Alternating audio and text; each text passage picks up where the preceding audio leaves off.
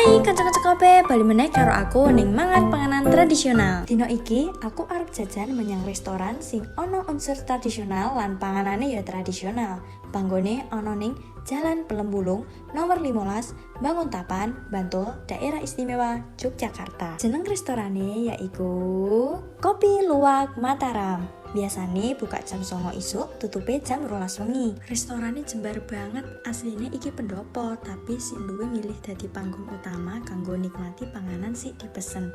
Panggon liyane ana ning sekitaran pendopone, tapi ora ana yup-yupane.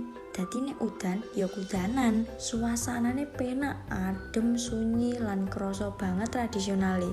Akeh ornamen kaya lampu-lampu antik, manuk derkuku, patung, ukiran-ukiran, wayang lan liyane. Dadi iki kaya nilai tambahe kanggo narik wong-wong supaya gelem mampir ning restorane.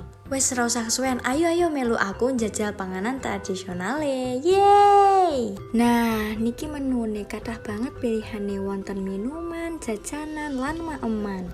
Telase jajan niki 107. Nah, niki maeman, cemilan lan minumane sampun dados.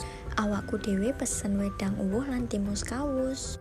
Wedang uwuh iku isine ana kayu manis garing, cengkeh, bagian batang, godhong, kembang cengkeh, jahe sampun dimemar, gula batu, serutan kayu secang garing, sereh bagian akar lan godhong, kapulaga lan polo garing, bagian godhong lan buah polo. Manfaat saka ombenan tradisional wedang uwuh yaiku iso ngangetne awak, ngurangi kolesterol, ngilangke rasa pegel lan kesel.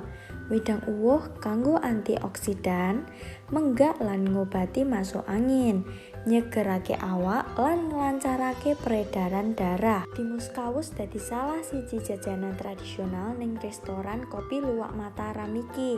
Bahan-bahane yaiku telo, tepung pati, gula pasir, endhog, uyah lan vanili. Timus kawus iso diolah dadi kukusan utawa goreng. Tapi ning restoran iki timus kawuse digoreng lan nganggo telo sik wernane ungu. Timus kawus akeh manfaate kanggo kesehatan awak amarga digawe saka telo sik akeh vitamin A lan C, beta karotin, serat lan rendah kalorine.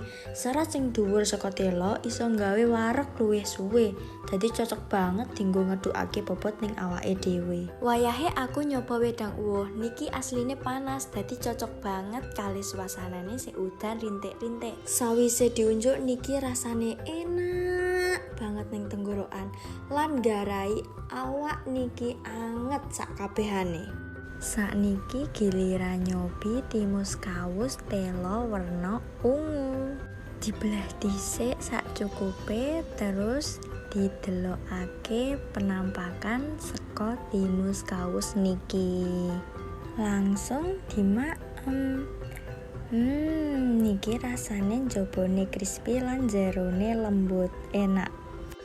Lah kok rasane marai ketagihan, langsung nyuwil meneh terus maem.